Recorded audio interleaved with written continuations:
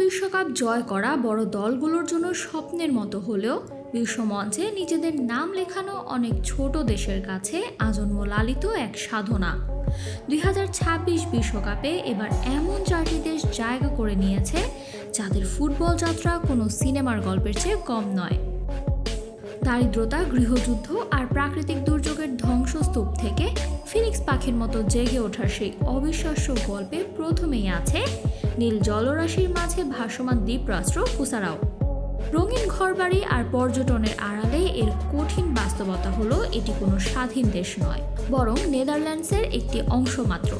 মাত্র 1.5 লাখ জনসংখ্যার এই দ্বীপে ফুটবল প্রতিভা খুঁজে পাওয়া ছিল খড়ের গাদায় সূচ খোঁজার মতো। ডাচ কোচ ফ্রেড রুডেনের হাত ধরে কনকাকাফ অঞ্চলে চমক দেখিয়ে সবচেয়ে কম জনসংখ্যার দেশ হিসেবে ইতিহাস গড়ে আজ তারা বিশ্বকাপের টিকিট হাতে পেয়েছে।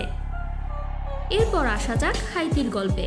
1804 সালে ফ্রান্সের দাসত্ব থেকে মুক্ত হওয়া পৃথিবীর প্রথম কৃষ্ণাঙ্গ প্রজাতন্ত্র, কিন্তু দীর্ঘ সময় ধরে ঋণের বোঝা, ভয়াবহ ভূমিকম্প আর রাজনৈতিক অস্থিরতায় দেশটির পরিকাঠামো আজ ধ্বংসের পথে। যেখানে কলম ধরার আগে তরুণেরা হাতে অস্ত্র তুলে নেয়, সেখানে ফুটবল যেন এক বিলাসিতা। কিন্তু 52 বছরের দীর্ঘ প্রতীক্ষার অবসান ঘটিয়ে সব বাধা পেরিয়ে হাইতি আজ বিশ্বকাপে। নিকারাগুয়াকে হারিয়ে তারা প্রমাণ করেছে অন্ধকার থেকেও সাফল্যের সূর্য ওঠা সম্ভব। মধ্য আফ্রিকার দেশ ডিআর কঙ্গোর গল্পটা আরও করুন।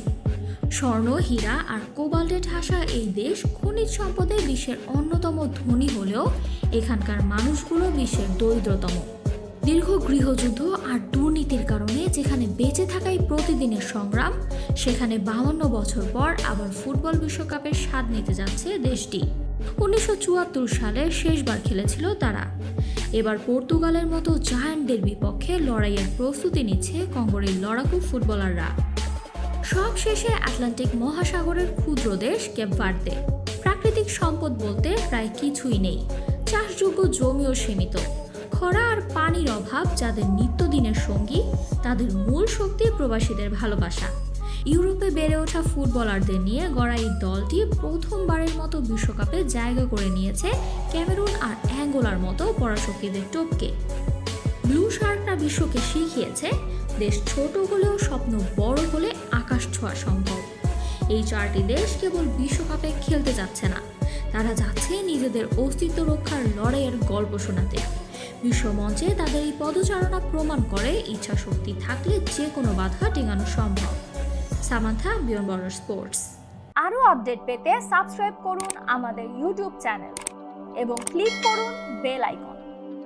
ফলো করুন টিকটক ও ফেসবুক পেজে।